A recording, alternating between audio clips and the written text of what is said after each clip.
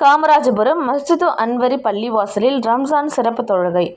ஒருவரை ஒருவர் ஆறத் தழுவியும் கை கொடுத்தும் ரம்ஜான் வாழ்த்துக்களை கூறி மகிழ்ச்சியை வெளிப்படுத்தினார்கள். இஸ்லாமியர்களின் ஐம்பெரும் கடமைகளின் குறிப்பிடத்தக்க ஒன்று ரமலான் மாத நோன்பு. நோன்பின் போது அவர்கள் அதிகாலை முதல் மாலை வரை உணவு உண்ணாமல் நீர் அருந்தாமல் நோன்பு இருப்பார்கள். ரமலான் மாத முதல் நாள் தொடங்கி 30 நாட்களும் கடுமையான நோன்பு கடைபிடிக்கும் முஸ்லிம்கள் மற்றொரு கடமையான ஏழை எளியோருக்கு ஜகாத் உதவிகளை வழங்கி வருவார்கள். ரமலான் 30 நாளும் நோன்பு முடிந்த பிறகு ஷவ்வால் மாதத்தின் முதல் நாளில் ரமலான் பண்டிகை கோலாகலமாக கொண்டாடப்படும். அதன்படி இன்று காமராஜபுரம் மஸ்ஜிது அன்வரி பள்ளிவாசலில் நடைபெற்ற ரம்ஜான் சிறப்பு தொழுகையில் ஏராளமானோர் கலந்து கொண்டனர். இதனைத் தொடர்ந்து இஸ்லாமிய பெருமக்கள் ஒருவரை ஒருவர் ஆறத் தழுவியும் கை கொடுத்தும் ரம்ஜான் வாழ்த்துக்களை கூறி மகிழ்ச்சியை வெளிப்படுத்தினார்கள். இந்த சிறப்பு தொழுகையில் கலந்து கொண்ட தமுமுக, மமக மாவட்ட தலைவர் எஸ்.கே. ஜாகீர் ஹுசேன் செய்தியாளர்களை சந்தித்து பேசினார்.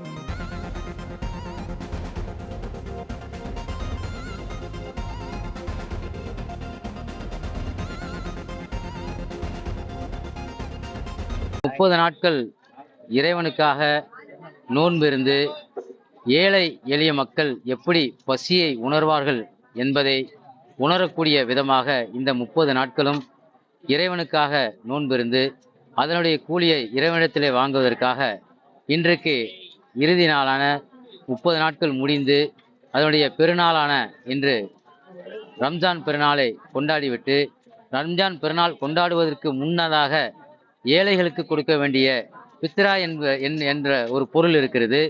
என்னன்னு கேட்டீங்கன்னாக்க, ஏழைகள் யாரும் பசியோடு இருந்துவிடக்கூடாது என்பதற்காக முஹம்மது நபி சொல்லியிருக்கின்றார்கள்.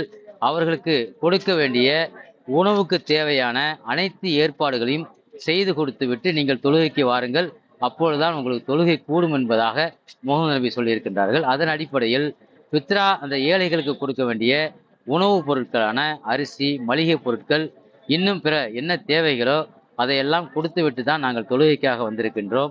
அதேபோல் நாங்கள் சம்பாதிப்பதில் பணத்தில் 100 ரூபாய்க்கு 2 ரூபாய் 50 காசு வீதம் அதில் சேமித்து வைத்து ஏழைகளே இருந்துவிடக்கூடாது என்பதற்காக அந்த மக்களுக்கு 1 லட்சம் ரூபாய் நாங்கள் சம்பாதித்தால் அதில் 2500 ரூபாயை அந்த மக்களுக்கு நாங்கள் ஏழை மக்களுக்கு கொடுக்க வேண்டும்.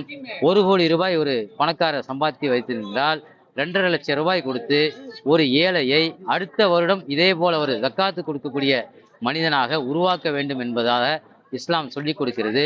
அதன் அடிப்படையில் நாங்கள் ஜக்காத்தையும் கொடுத்து விட்டு அதேபோல் பித்ரா என்கிற அந்த ஏழைக்கு கொடுக்கக்கூடிய தர்மத்தையும் கொடுத்து விட்டு முகமது நபி சொன்னதை போல் இந்த தொழுகையை, இந்த சிறப்பு தொழுகை நாங்கள் தொழுதுவிட்டு இன்று எல்லா மக்களோடும் சந்தோஷமாக இன்று பகிர்ந்து கொண்டிருக்கின்றோம்.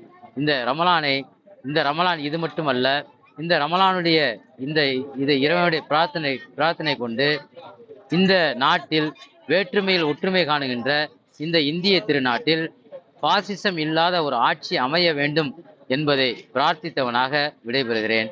நன்றி. என்னுடைய பெயர் எஸ்.கே. ஜாகீர் ஹுசேன், தமிழ்நாடு முஸ்லிம் முன்னேற்றக் கழகம் மனிதநேய மக்கள் கட்சி மாவட்ட தலைவர்.